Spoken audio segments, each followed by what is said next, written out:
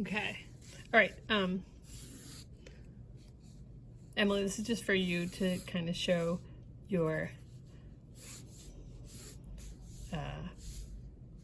arch. Okay, so say you have this arch here, right? And you have it in perspective like this. Okay, and this would be like if you probably started out by drawing the rectangle that would be around it, right? And say your other vanishing point is over here, right? And so say this was like the corner of the building, right? These are like your vanishing points, like here, like that, right? So say this is like a big box, right? So this is this plane going here, and this is this plane going that way, right? Okay, so your question was, I know there's no box around here, but your question was, I'm gonna just erase this so you can kind of not get confused by this. Okay, your question was, well, what do I do if I want to show the thickness? This isn't paper thin here. I want to show like the thickness. So you want to have the plane opposite, perpendicular to this one, right? So that would vanish back to here, right? And say it's about this thick. If you were to like extend this out, whoops, I don't have a ruler. So say this is your coming out to here, right? And so this would be like your, if this went out this way. I'm just making sure that looks like an actual angle. All right, and there's your arch.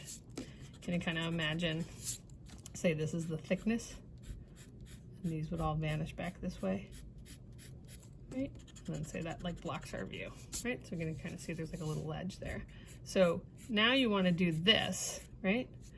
This would be the inside plane here.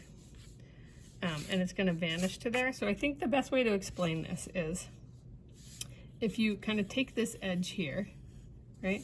And you take these lines and you draw a series of lines that would look like they vanish back to here. And you're running along the edge, right? And these would start to go downwards. Right? And they're gonna keep going downwards. And then as you start to get up here where it curves, like right around the middle here, right? What's gonna happen is you're gonna keep going, and it's just gonna go on the other side of the curved line, right? So these are going down here, and these would start to go out like this. And I'm drawing these all so you can kind of see them like they're going back in that direction, right? So all these they're like their parallel lines, horizontal lines going back here. So what happens is now if this is like the thickness here, now you can actually kind of imagine if you go up like this, and it's usually somewhere around where the arc would hit, you can kind of see on the box here, it's the point where it like kind of crosses over, right? And sometimes you might just want to like extend this plane out a little bit. I'm almost like exaggerating a little too much there, but it might actually be like, you know, a little bit above it, right? You might like kind of do something like this. Oh, I think actually the way it was there. Sorry, I don't know why I'm like changing it. So this is in here, right?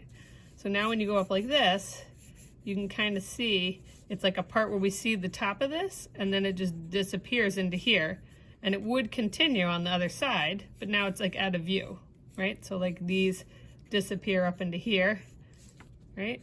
So there's this like point where this like crosses over, right? So it's almost like the angle of this line here at this point is where it crosses over. And you know, if this was just like a ribbon or a band, this would come back down this way. So it's kind of like this contour echoes this one, but these cross over each other. I don't know if you guys can see that. And if this, like in your case, I think this is like wall, wall, wall, wall, wall, wall, wall, wall, and the wall continues here. So in that case, like you just don't see any of this. This is like out of your view. Cool? So it's like that. And that's how it ends up looking.